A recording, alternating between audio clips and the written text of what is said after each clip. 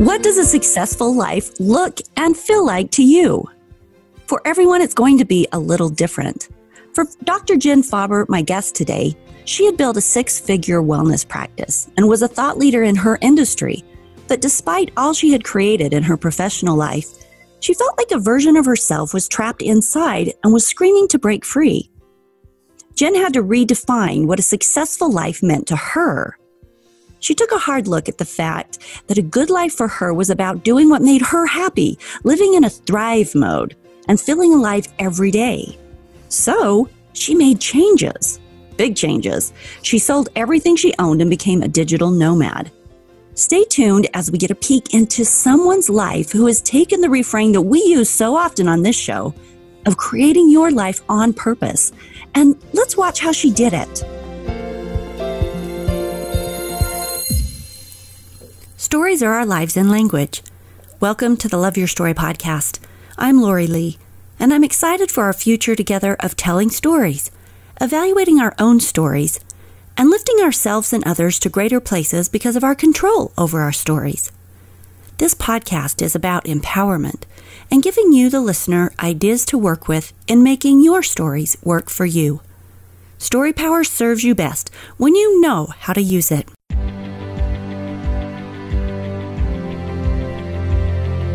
Dr. Jen Faber is a lifestyle entrepreneur and author of The 90-Day Life, How to Live More in 3 Months Than You Have in 3 Years.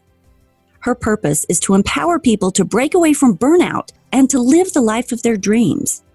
For the past 15 years, Dr. Jen has focused in the fields of health and wellness, neuroscience, psychology, and motivation. She was awarded the Hilldale Research Fellowship in Social Psychology and was a teaching assistant in experimental psychology. She received her doctorate of chiropractic in 2006, and then she went on to work in Morocco and New Zealand, and then returned to the U.S., and now she has transitioned into coaching. Jen, welcome to the Love Your Story podcast. Do you have anything you would like to add to that introduction? I would love to first say thank you for having me, Lori. It's such a pleasure to connect with you, and I love how you very humbly described my life as living in thrive mode. So I'm very excited to talk more about that today. I'm excited to hear about it. Me too. So I'm excited to share. So let's start with your story, how you determined you weren't living the life you wanted, and why did you leave everything that you knew? You know, it's interesting because I think for a lot of us in life, we're really taught to follow a path. Follow this path of, go to school and start a career and start a family. Things can in some ways get laid out for us. There's a definite cultural path. There is, yeah. And it can be based on so many different influences, our upbringing, our close circle, what society thinks we should do, what we're modeled. And like so many people, I was on a very similar path. And so I woke up at the start of my career as a doctor, and I woke up to it very early in the first couple of weeks, realizing I didn't actually enjoy it, which was interesting. Bummer. That's a huge bummer because becoming a doctor is no small feat. It isn't. No, I mean, you're looking at 8 years of school, 6 figures in student loans. It's a huge commitment. And what I realized is that the way I was taught on how running a practice should be was actually not the type of doctor I wanted to be. It was very fast-paced, seeing patients every couple of minutes, not really an opportunity to focus on building quality doctor-patient relationships. So within a matter of weeks, I was already waking up to a life of burnout. And for a lot of people now, where you see that the midlife crisis is now becoming the quarter life crisis, yeah. I think it's because people are waking up realizing the expectations that were set for them is actually not what they've woken up to. So that quickly transformed to me starting my own practice and realizing I'm actually more of an entrepreneur than I am an employee. So it's better off for me to start my own practice. And I completely transformed the way I practiced and did pretty much the opposite of what I was being taught. I spent 30 minutes with my patients. I traveled to their homes or offices. I minimized all my expenses down at least 90% compared to what my typical colleagues were experiencing, because I knew I wanted to have more freedom in my business and more freedom in my schedule than what my industry taught me I should have. I love just the thinking outside the box, because so often, and I think of this really often and have throughout my life, that we just are shown certain ways to do things. So we think that's the only way to do things. And the minute you start thinking outside and just trying different ways of doing the same thing that, just that we do living, sometimes you find so much more satisfaction. You do. And I'm so glad you said that, because I think for each of us, that path is different. And it doesn't mean that you have to do something completely the opposite. But I think what you have to do is listen to your values, listen to the values that are important to you, because if the path you're on doesn't match in alignment with those values, then you have to ask yourself, what do I need to do to change that, despite what anyone else thinks? And Lori, I'll tell you, when I decided to build a house call practice that was based on patients paying me out of pocket, that was based on low volume, not numbers, but quality care, I can't tell you how many naysayers I had. And that could have been a very easy time for me to just say, you know what, they're right. And I'm just going to stay on this path, because I shouldn't listen to the type of doctor I want to be. I shouldn't listen to myself. I should listen to other people's opinions. So that's really the first point I want to make is just that. Isn't it interesting, though, that in your industry that it would be so frowned upon to be personal? That's sad. It's, but I love the idea of you saying, no, I really want this to be personal and about the people, and not about the money as much, but about what I'm doing in my work. I think that's really beautiful. Oh, I appreciate that. And I think it's something that we honestly all struggle with, regardless of the industry that we're in, because I think we live in such a fast-paced, instant gratification, strive for success, strive for wealth, strive for growth, strive for climbing up the ladder. And while all of those things can be great, they have to be great in the context of how you want to live. Now, what's interesting in my own story is that when I decided to start my house call practice, even at that point of inception, this was back in 2009, I knew I wanted to help other people who were dealing with burnout like I was. And at the time, I thought about that in the health and wellness context. Now it's on a much bigger scale. It's not industry specific, because I realized there were other people out there like me who felt lost, trapped, boxed in, looking for something unconventional that was more authentic to them. So even at that point of inception, starting my own practice, I knew at some point I'd probably walk away from it, because I couldn't do both justice. So you fast forward 7 years later, I had everything I wanted in my practice. I was practicing the way I wanted. I was booked. I basically had a waiting list, because everything in my practice was based on referrals. I was working maybe 20 hours a week and making $10,000 to $14,000 a month. It was great. Wow. I had all this freedom. Lovely. It was lovely. It was amazing. And for a lot of people, I quote unquote had it all. Yet inside was this desire to make a greater impact. And I think it's something that we're all driven by, is how do we want to make a greater impact? What's the imprint we want to leave? What's the impression we want to leave before we leave this earth? And it could be if you're a parent, what's the impact you want to leave on your family? If you're passionate about your work, it could be about the imprint that you want to leave on your colleagues, your coworkers, your clients. For me, that impact itch just got bigger. And I realized that was my time when I was at my peak to leave. Kind of like when the professional athlete reaches their prime and they win the Super Bowl, or they get the trophy in the NBA finals, right? That's when they decide, this is my graceful exit. So, were you afraid? I was terrified. I was completely terrified, because I basically told myself, I'm going to commit now to coaching, mentoring, training colleagues who are dealing with burnout. And I had no training in being an entrepreneur, let alone running my own business in that sense. And I was completely terrified that I was going to fail. Did you have any training in being a coach, transitioning from, physical wellness to mental wellness? Not in the traditional sense from having certifications. My training was based on experience. And I recognize that a lot of the training I myself tried to pursue in my industry was based on a very cookie cutter approach. Build a practice this way.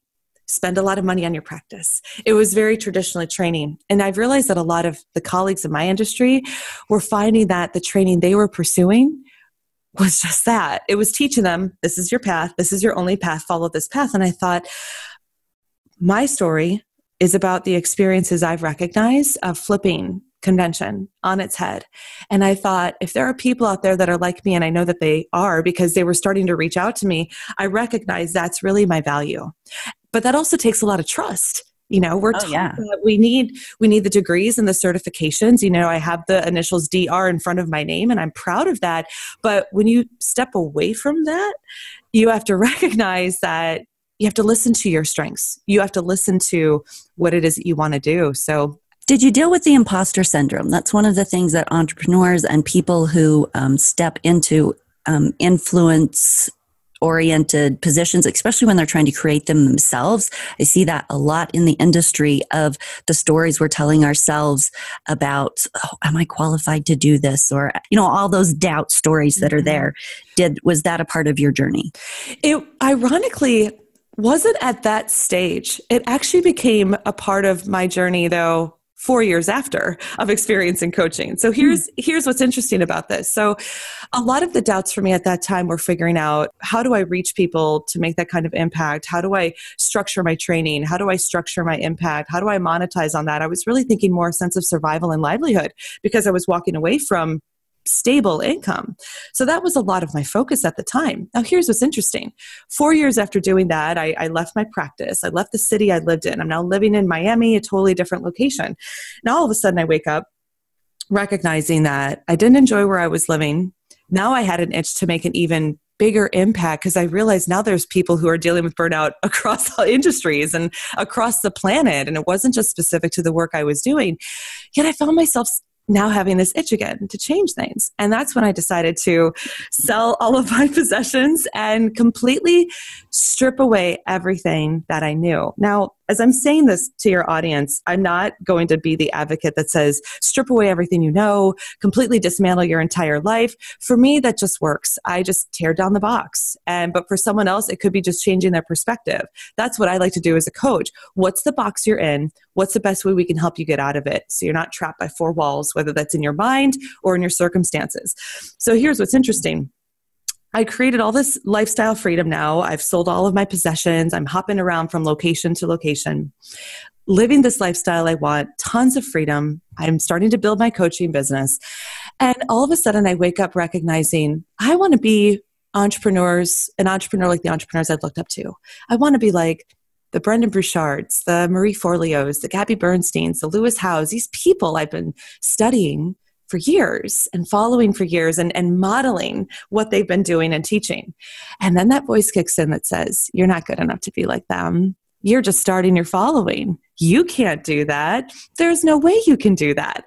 You're not good enough. You're all of these things.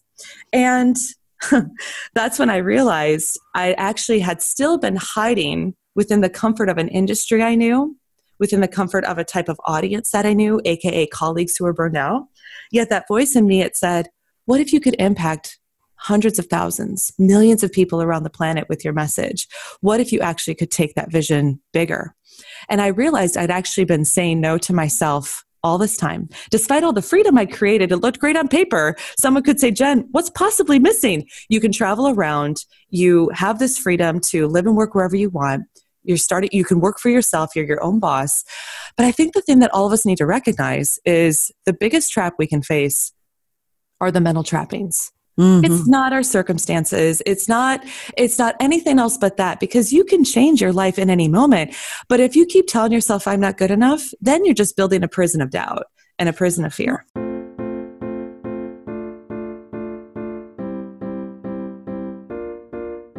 And we always talk about those as stories. We're talking about the same thing. And the stories, what stories am I telling myself today?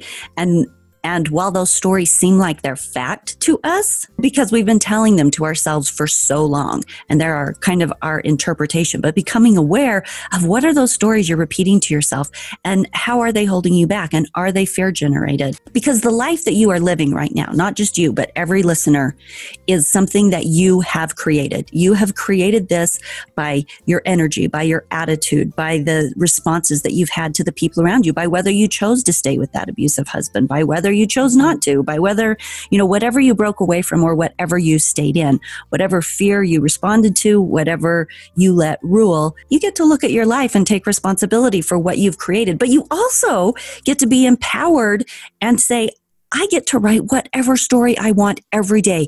I wake up in the morning, I get to choose my attitude. I get to choose how I interact with people. I get to choose what I say no to and what I say yes to, and the energy that I put off and what I spend my time doing. And that's what you're talking about, is helping people realize their own power to do that and become aware of the stories in their heads that are holding them back. Yeah, so beautifully put. And I think one of the things that I'm a huge advocate of is we have an opportunity to create second chances in our life in any moment. And ironically, though, that doesn't have to necessarily mean that your life is terrible. Yes, you could be in a bad relationship. You could be in a relationship where your partner doesn't bring out the best in you. You could have a job or a boss that you absolutely hate. That stuff can be going on too, because that is the ebb and flow of life. But your life could also be good. It's okay. I'm just rolling with the punches. I'll wait till Friday or the weekends when I can really live. I'll put off my life till the next vacation. I'll wait to do the hikes I want to do until retirement. It's okay. I'll just stay in the routine because it's comfortable and it's safe. So for me, I think that's one of the biggest things is I love teaching how people can stop taking time for granted because it's not guaranteed. And that was one of the biggest things that I learned when I was really 100% nomadic. I'm living my life in these mini chapters where I'm in one location for 4 weeks and then I completely walk away from it. And then I go to another location for 4 weeks or 8 weeks. And I was creating these mini chapters where time was instantly urgent. And I recognized if I'm only here for this short amount of time, now all of a sudden, what do I want to do in those weeks ahead of me? What experiences do I want to have? What do I want to experience? What goals do I want to achieve? What fears do I want to overcome? And then, Lori, here's the amazing thing. I recognized that's how I need to live. And I recognized that's how I need to teach people how to live. Not about the lifestyle. Not about, I don't teach people how to become digital nomads, but if people want to learn that from me, I'll happily show them the way. But it's teaching people, how do you live with the sense of urgency? How do you live with the sense of if the clock is ticking because it is and change is inevitable, how do you take life at the reins and actually give yourself that power to recognize you're at the power of changing your circumstances and you're also at the helm of changing your perception of your circumstances. And for people, changing the direction of life could mean one of two things. One, it could mean I'm going to look at my life and not change a single thing, but I'm going to change my perception of it because you know what? I've forgotten to appreciate the fact that I get a paycheck every 2 weeks or appreciate the fact that I can wake up and I can walk or that I can make breakfast for my children or I can go to bed with my partner every night. And you could change nothing but your perception. On the flip side though, go ahead. See, that would change everything. The perception changes everything. You can change nothing but that perception and change everything. Everything. Yeah. And the powerful thing about that too is that if you take that same approach and feel that sense of empowerment, that's when you recognize you have the power to change your circumstances and your path too at any moment. And that's what I really recognized after I had really reinvented my life a few times over, yet I still woke up to this point where I realized I'd built this box of doubts in my head. This question popped into my head and it said, what if I could try to achieve everything I wanted to in 90 days? Why don't I just try it? And I don't know where the question came from, but I asked myself, how many adventures could I overcome or could I do? How many fears could I overcome? How many experiences could I have? How many goals could I step into and achieve? And that was the seed for me that eventually became my book, The 90-Day Life. So did you do it? I did. Oh my gosh. It was amazing is what I really recognized. And in the book, I actually walk through this process of how to rebuild your life in a 90-day time frame, but more importantly, how to actually elevate your quality of life. Because for most people, we're living life on autopilot or we're waiting for an opportunity in the future to live. And for me, I walk readers through how to actually live more in 3 months and what are the different stages to experience. So, but first I had to experience it myself, right? I'm not just going to write about something. Yes. So yeah, I decided my own 90-day life journey, which became the foundation for a lot of the principles I talk about in the book. But it first had to start with getting it on paper. What are the goals? What are the priorities? What are the things that are important to me? And not just from a bucket list standpoint where I'm throwing everything out there of what I want to do in the next 50 years of my life if I'm graced to have a long life. But what are the things now that if I actually start to focus on, I will instantly feel more enriched? What are the things that I've been saying no to? And for me, that came from a couple of different angles. There were really 4 different areas I looked at in my life, and I talk about those more in the book. But I asked myself, how can I put more love out into the world? How can I focus more on serving the people I serve in my work? How can I overcome the fears that I have and have more adventures in my life? How can I also be a healthier version of myself and thrive at that level?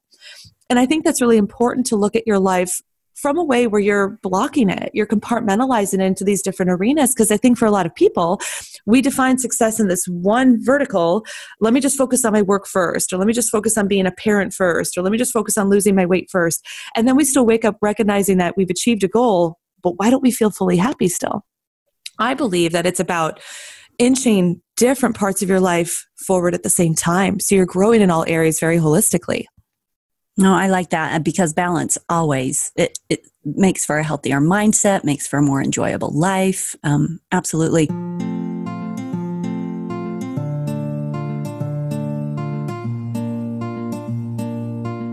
So I want to hear about your 90-day process, like what that looked like for you.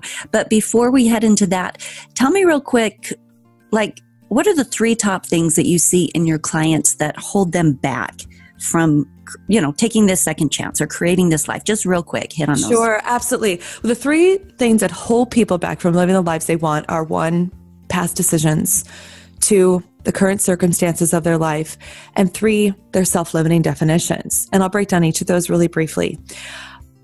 Any decisions from our past happen in a moment of time. We're making a decision that we think is the best for us in that moment. And the next day, it may need to be a different decision. One of the questions I love to pose is, what are the past decisions that are actually holding you from evolving and growing? What are the things that you feel attached to that aren't nurturing you anymore? What are the things that you're telling yourself, I still have to do because I've done this already? I am supposed to stick with this path because I've made these decisions in my past. Or I did something really bad in the past. I'm going to just keep beating myself up for it for the rest of my life. Your past can be the stronghold from you evolving and growing forward. So one of the things I'd love to look at is how can people use the past as a tool for learning and lessons, but not a tool for attachment? Once we can establish that, then we can start to look more at the current circumstances in your life. What was based on those past decisions of how you're living now? What areas of your life are you really satisfied with and you absolutely love 100%? But what are the areas where you feel that itch, where you feel like there's a gap? You feel like there's a part of you that's missing that you're not being able to experience. And when we can identify that gap, then we can start to look at what are the priorities that are important to you? What are the things that you need to start to put focus on again, or maybe for the first time ever? And it's understanding your life at that level of awareness of where am I happy and where am I not, that really starts to create this framework for change. You can start to understand what goals are most important, what priorities are most important. And the reason why I believe a lot of resolutions fail or traditional goal setting strategies fail is that we just look at the goal and how to achieve it. And typically it's set really high without a plan from day one to how do you achieve that goal step by step. But 2, we forget the context of why that goal is important, why you're making this a priority in your life. What does achieving that goal of losing 30 pounds mean? What does achieving that goal of getting that promotion mean to you? It's not just about the goal itself. But then once you have to know your why.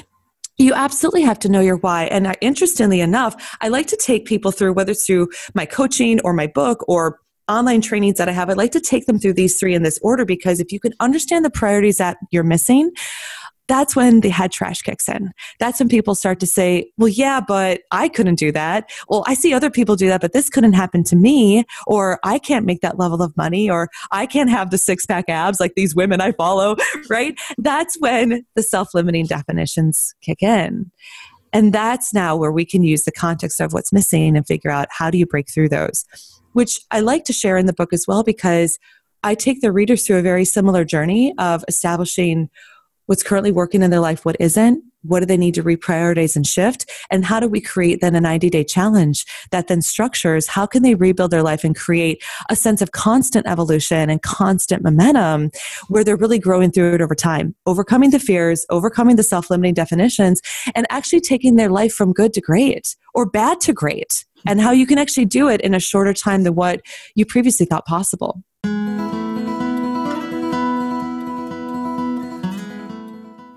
Okay, so what did your 90-day, hey, I'm gonna do all this in 90 days. What did that look like for you?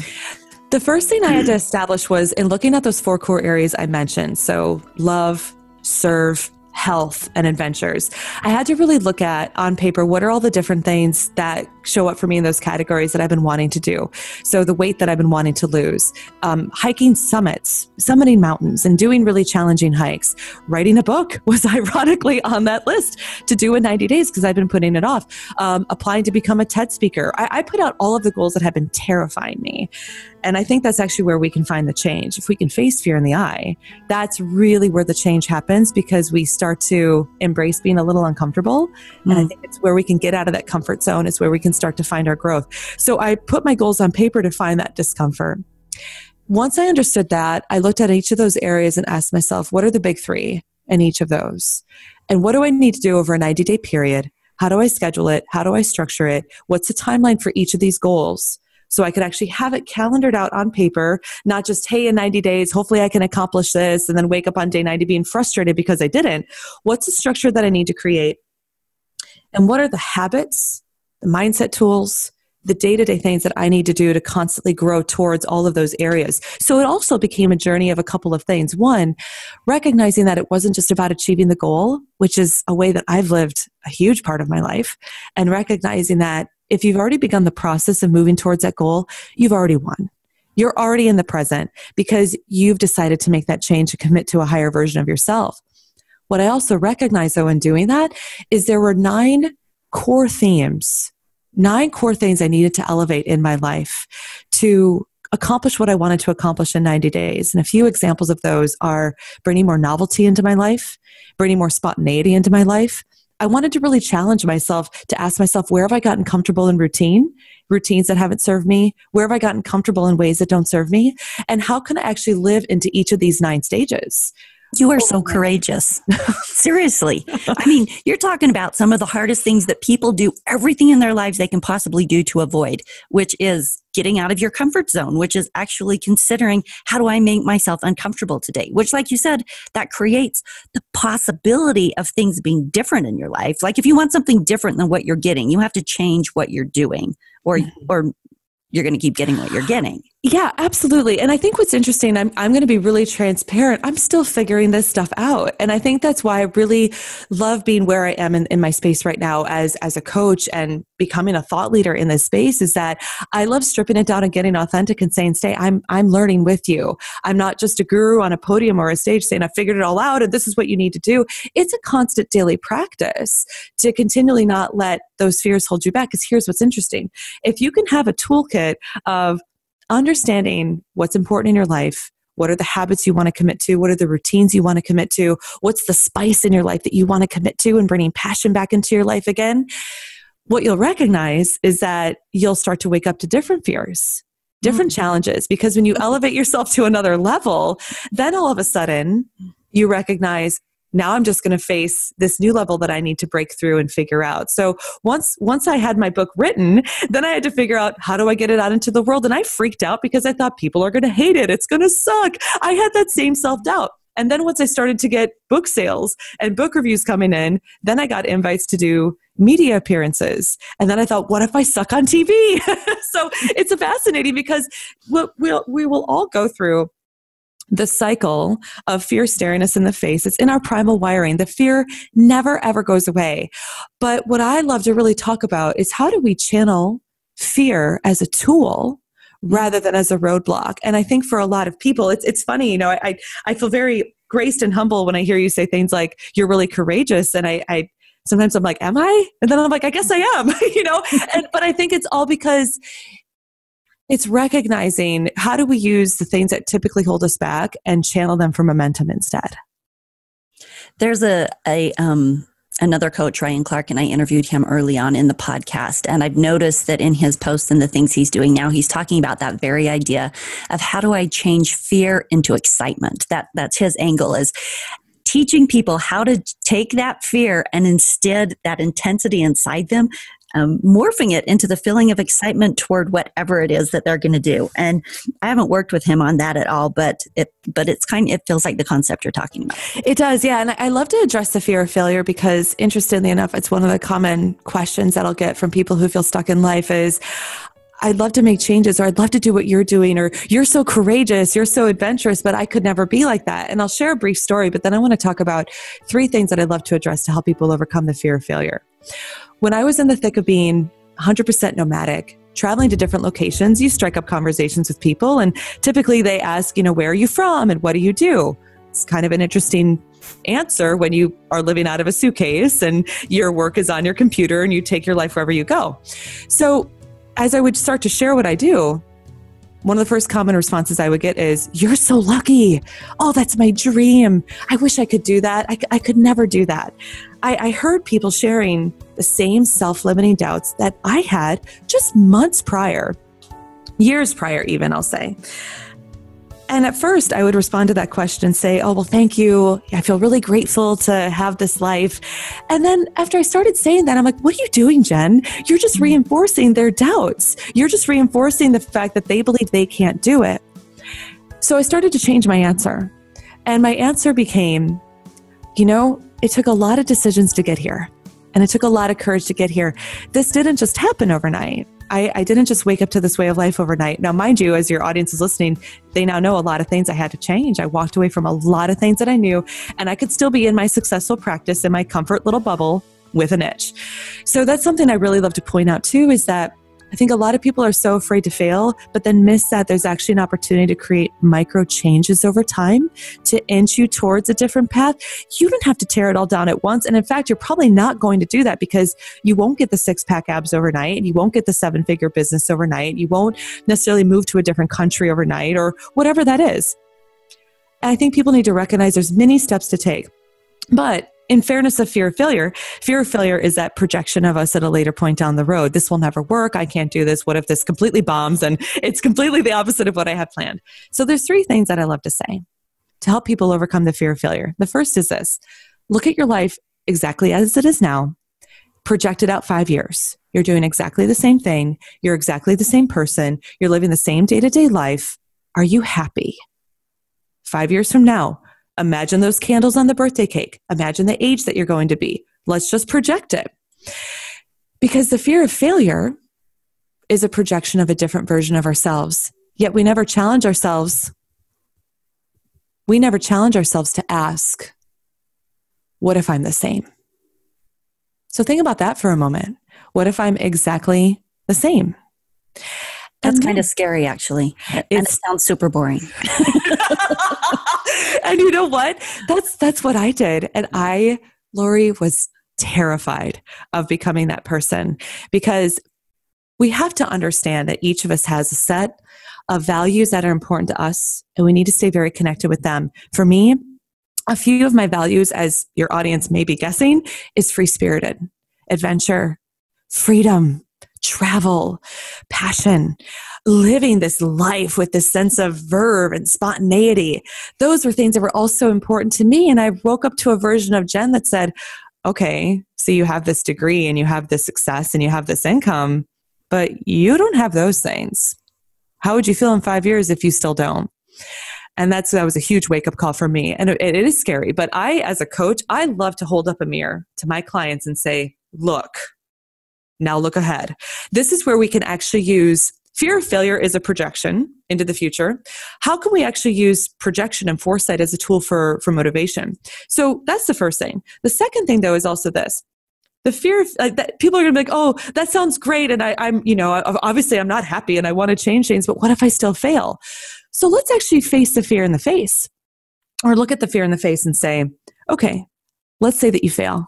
Let's say that your business fails. Let's say that you starting a new relationship fails. Anything could happen. Play out your worst case scenario in your head. You play it out. We're going to get down and dirty and messy, and we're going to see how ugly this scenario can get. And that's a question I ask myself. Who am I if I'm not Dr. Jen, the doctor in practice with her patients? And what if my online business doesn't work? And that's when I said to myself, I'll figure it out.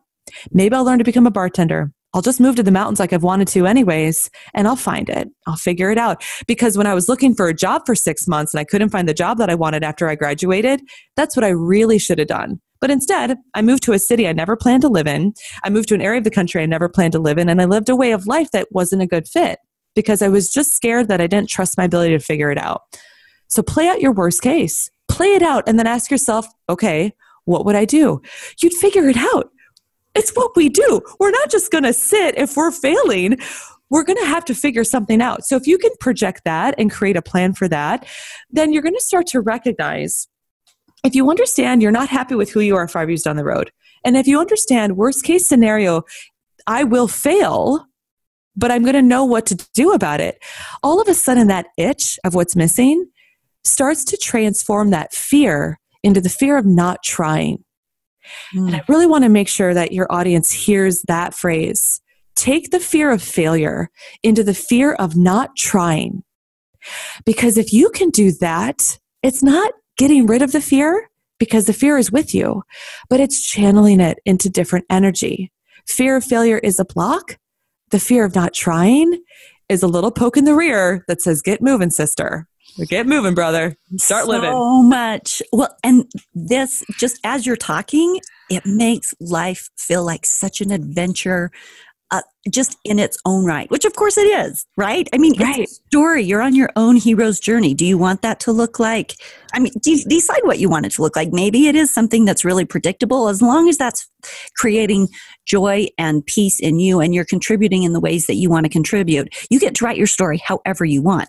But you're right, and I love how you're bringing home this idea of how adventurous it is at every single turn, according to every single decision that you want to make. And it is part of a constant morphing, a constant take the right path, take the left path, go straight. Do I climb this mountain? Do I not climb that mountain? But you get to decide all of those things. Yes. And a lot of it really comes down to being a consummate student in your own life and giving yourself the opportunity to ask yourself these questions on an ongoing basis. I'm really mindful of that too as a coach, because even in my book, I walk readers through a 90-day journey that they can implement in their own lives.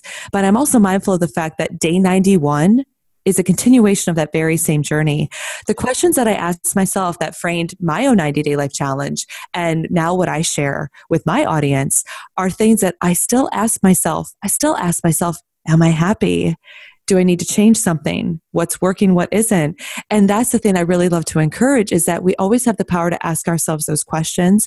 And that, for me, really addresses one of the themes I'm most passionate about teaching, and it's that idea of impermanence, embracing the now.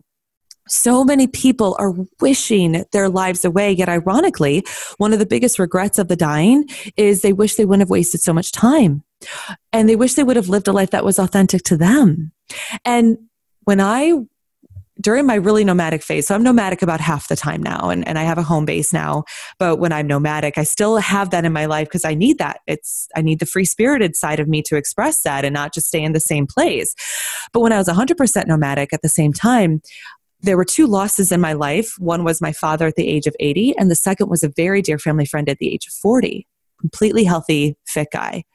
Drops of a heart attack. Completely unexpected.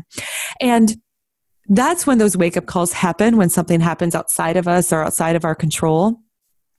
And it was a lesson for me to recognize the fact that we just have to choose to not waste a minute. Don't get lost in distractions. Don't get lost in blowing your days just looking at your phone or scrolling through social media. Yes, that stuff's all fine and good. But a lot of times I think we're so lost in finding instant gratification to feel okay. Let me just buy something to feel better about myself, or let me just eat that pie, or let me wait until Friday and I'll just look at the clock and tick life away. Now look, all those things are great. I love pie. I love getting new clothes.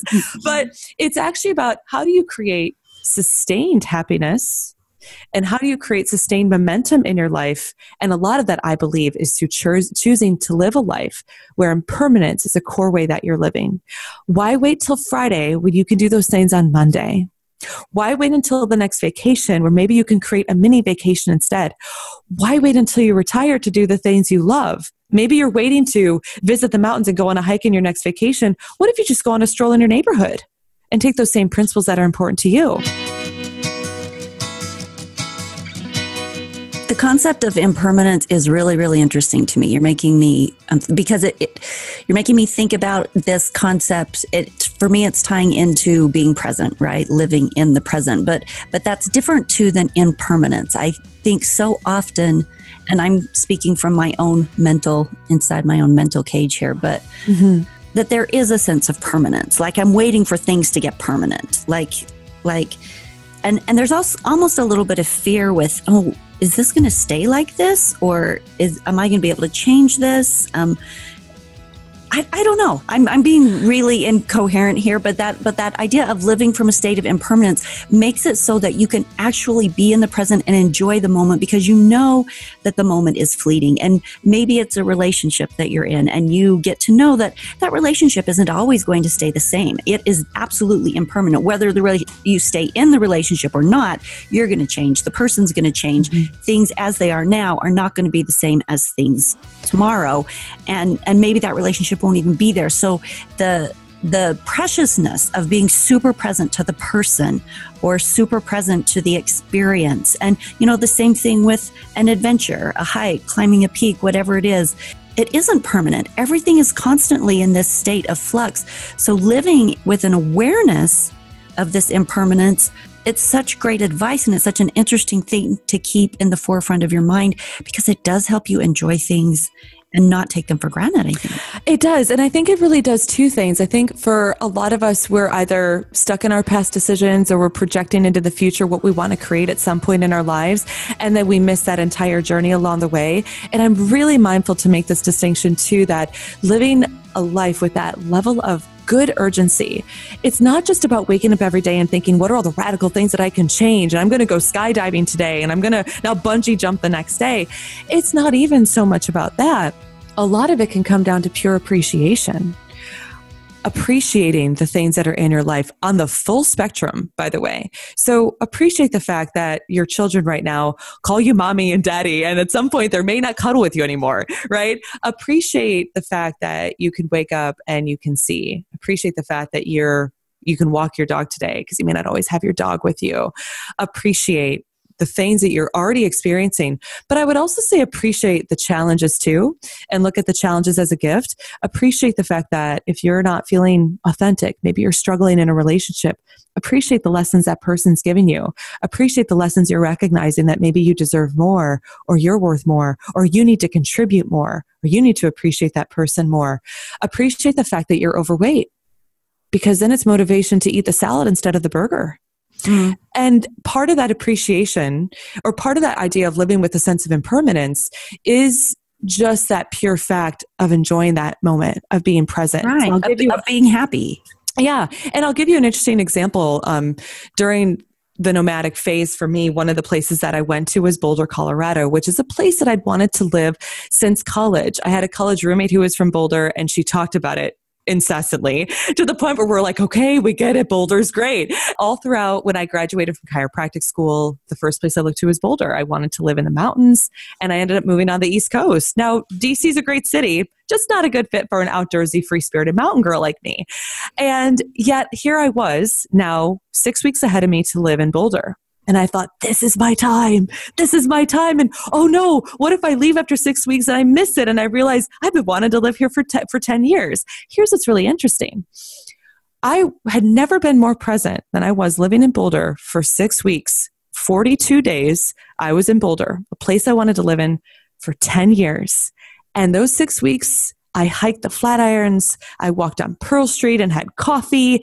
I went snowboarding. I learned how to snowboard. It was like a place called Eldora, 45 minutes away. I went to these crunchy, organic, vegan eateries. I was just trying all of it. I was just living into the whole like crunchy Boulder lifestyle. And I'm kind of a crunchy girl.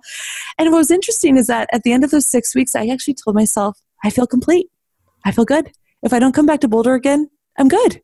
And that was fascinating to me, because I'd lived for 10 years having Boulder on this bucket list. And I think that's really the thing about impermanence is, how can you feel complete every day? Even if it's just in the routine things that you're doing every day. And I believe that you can feel complete by doing two things: looking up and recognizing what you already have, and also looking up and recognizing what you're missing out on. One's going to create appreciation and gratitude, and the other's going to create change. But it's finding that balance between the two.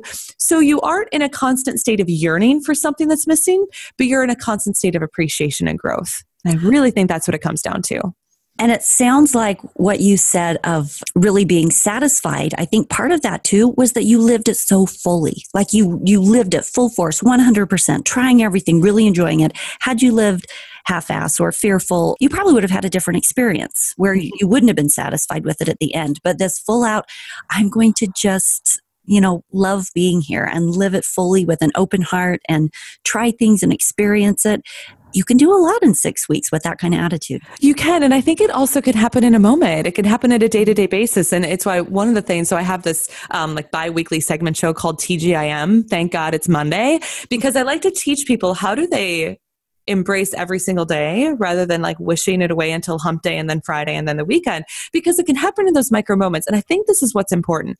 With impermanence, the opposite of impermanence is attachment to the things that we have to do, that we're supposed to do, or this is the way we're supposed to do it. Now, look, we all have responsibilities, right? We all have to put food on the table and maintain a roof over our heads and make money. And there are responsibilities and there's ways that we need to do those things. But I think work is a great example. More people work through their lunch breaks. More people sit at the desk the entire day. More people feel like they have to work in 8 hours rather than try to work in 6.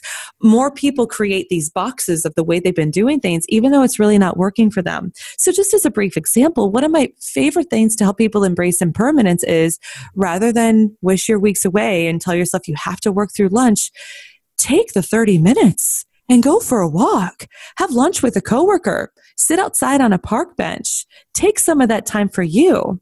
Impermanence, I really find, also is the art of remembering to put you as a priority and not put yourself last. And I think we struggle with this with work because we have to get our work done. I think people can struggle with this as parents because obviously we're going to put our children first, but you can't lose yourself along the way. And I think that's why those midlife crises happen and the quarter life crises happen, because we don't recognize that if we're neglecting ourselves and things that are important to us, we actually can't be the best version that we want to be for the work we're doing and the people that we want to serve. I wasted in some ways. So I look at it as lessons now, but I beat myself up for it for a while. When I was living in DC for 7 years, I just kept thinking about, I just want to hike. I just want to live in the mountains so I can hike. And I can't hike because the Appalachians are too far away and I'm working 6 days a week and I don't have the time. And I just created my own box. I created a state of yearning. When you create a state of impermanence, then your creative brain starts to find opportunities. And this version of Jen now, I would give everything to go back to DC, live for 2 weeks and hike along the Potomac, go to the local parks, just do the things that I wanted to do. But I told myself I couldn't because here's this big grandiose definition of how I have to live, yet I'm not appreciating the incremental things I can do. So live and learn. You have an experience in Boulder where you did exactly the opposite of that. And then in DC where you sort of held back and wished it away. So you have seen both sides of that coin. Yeah. And that's exactly where part of it inspired the subtitle for me is How to Live More in 3 Months Than You Have in 3 Years. And that actually came from a journey in when I lived in Miami. I was there for actually about 2 years. And a few months prior to deciding to sell everything I owned, I had about 3 months to live in Miami in a city that was fun. It's vibrant. But again, like I just need more chill places to live. I don't do well in cities. And all of a sudden I had different eyes in Miami. I fell in love with the architecture. I started to take up rowing. I started to start my days every morning was at the beach to watch the sunrise. I would go to the pool every day. And that's when I realized it's actually the chapter or the title of one of my chapters, like a subchapter. It says how I lived more in 3 months than I had in several years, because I recognized, oh my gosh, the clock was ticking. And this is also where too, people looking at the circumstances of your life, it could just be shifting things a little bit differently. If you're bored because you're going to the same place for dinner every Friday night, go to a different place. If you hate your commute, go a different way. Go 10 minutes earlier. Listen to a podcast like the Love Your Story podcast. Change it. Micro little changes. If you're bored because you're getting the same type of bread for toast every morning, try something different. And I'm such an advocate for that because I'm all about helping people find transformation, but I'm also mindful that transformation can happen in the small changes. Transformation can happen And little moments of shifting your routine, little moments of shifting to create spontaneity, to create novelty. And one of the exercises I talk about in my book is this concept of routine flushing, where you take your routine, you write it out, what you do minute by minute, hour by hour, and you flush the things down the toilet that aren't working for you or that you're bored with that you need to change. If brushing your teeth is boring, then brush your teeth in your underwear and dance around to a song you love. If you're making your kids breakfast only on Saturdays or making them pancakes only on Saturdays because they eat something healthy, surprise them and make pancakes on a Wednesday. Where can you invoke these little changes and that little bit of spice and zest again? Because that's how we were younger in life. That's how we were as kids. Everything was fun and everything was playful, and then we get all serious as adults. So impermanence to me means so many things. It is creating that spontaneity. It's creating that ability to just be present and be free and change and do things differently. You know, you are such a wise woman. Where can people get your book? The easiest way is to go to 90daylifebook.com. And if they go directly to that link, what I'll give you is two things. One, the link to Amazon, but two, go to 90daylifebook.com, because once you get your copy on Amazon, I'm going to hook you up with 4 bonuses for free because I love you and I want to step up and serve and help you elevate your life. So get the copy on Amazon, but go to 90 Day Life Book first. It'll have the link to Amazon there. Come back and you'll get the audiobook for free. You'll get a 60-page workbook where I walk you through all of the coaching exercises and questions that I guide readers through in every single chapter for free. You're also going to get a 3-part video training series for free on how to navigate your life. And you're going to get an assessment on your life satisfaction, where you can assess your areas of satisfaction in the 4 core areas I talked about in this interview. And you get all those bonuses for free when you go to that link and you get your copy. I'm going to go do that. Great. Okay. I'd be happy to share it with you. So it's 90daylifebook.com. Correct. 90daylifebook.com. Awesome. And all the details are there so people can get their copy, and I'll hook you up with the bonuses too. Cha-ching! Thank you, Sure. Dr. Jen. Final parting advice. Final parting advice is that you are always at choice to choose one of 2 things: comfort or courage. Comfort is a good thing in life when it serves you. Comfort's a bad thing in life when it boxes you in. Courage is nothing but change. Courage is nothing but looking at the very fears that have been holding you back and just changing them to action, changing them into motivation. So if you're feeling discontent in your life on whatever scale it is, in whatever area of your life it is, always remember that you can choose the path of comfort and safe, or you can choose the path of courage and growth. You can create the life story you want on purpose.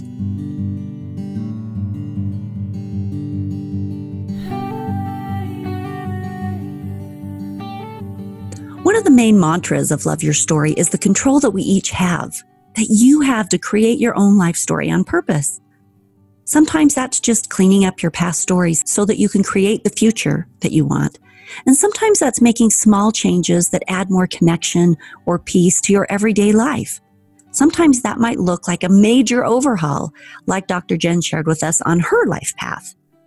Whatever it is for you, please accept that you have the right, responsibility, and power to create your life on purpose, whatever you want it to be. Does it take courage to make changes? A lot. Does it take vision? It takes a burning vision. Does it take vulnerability and a willingness for some adventure? You bet, but you only live once. What story will you create? What story will your life tell? There was a poem I used to have on my wall years ago. It was by Nadine Stair, and it was, "If I had my life to live over." I'm going to read that for you now. If I had my life to live over, I'd dare to make more mistakes next time. I'd relax. I would limber up. I would be sillier than I have been this trip. I would take fewer things seriously. I would make more chances. I would climb more mountains and swim more rivers. I would eat more ice cream and less beans. I would perhaps have more actual troubles, but I'd have fewer imaginary ones. You see, I am one of those people who has lived sensibly and sanely, hour after hour, day after day. Oh, I've had my moments, and if I had to do it over again, I'd have more of them.